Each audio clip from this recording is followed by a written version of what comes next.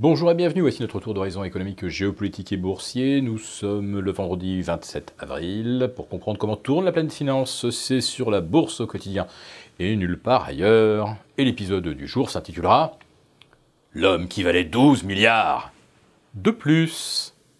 Je fais naturellement allusion à Jeff Bezos, dont la fortune personnelle à 22h02 hier soir, très précisément, a augmenté de 12 milliards en quelques secondes, passant de 122 à 134 milliards de dollars, tout simplement parce que le cours d'Amazon s'est envolé de près de 8% à 1630 $, nouveau record historique absolu, après des bénéfices très révélateurs.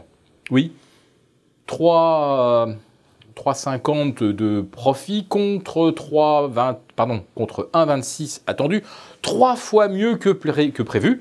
C'est donc effectivement révélateur de la totale incompétence des analystes, complètement à côté de la plaque dans ce dossier, ou alors Amazon a oublié de communiquer des éléments. Mais bon, revenons-en à monsieur Jeff Bezos.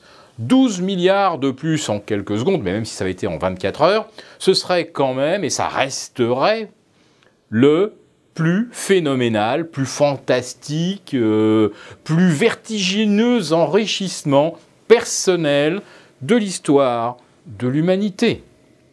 12 milliards en l'espace de quelques secondes. Alors, bon, ça fait, allez, 10 000 ans de SMIC, ça fait aussi 3 trous de la sécurité sociale, c'est le budget de la défense français, etc., etc.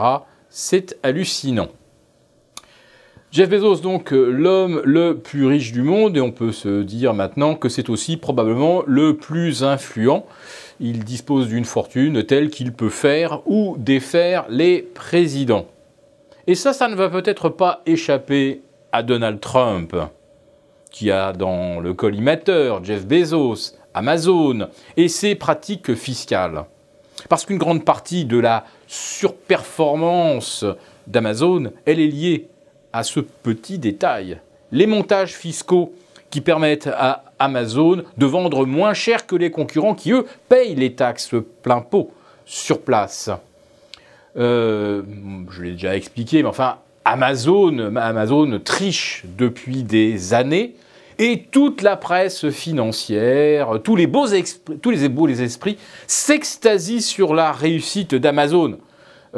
Franchement, si les éditions Agora ne payaient plus d'impôts, on ne tarderait pas peut-être à racheter Le Figaro, Marianne et nos concurrents.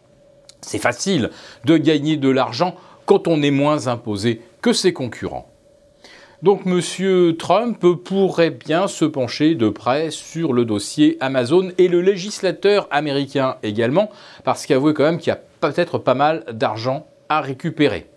Alors bien sûr, tous les geeks protesteront qu'on veut encore entraver les grandes réussites, mais je le répète, réussir en ne payant pas d'impôts, c'est beaucoup plus facile.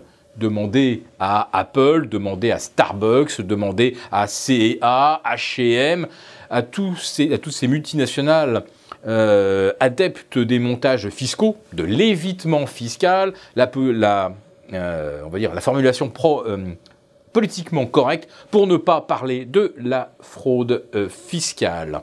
Donc oui, la fraude fiscale, ça aide à être meilleur que les autres. Mais pour combien de temps? Dans le cas d'Amazon.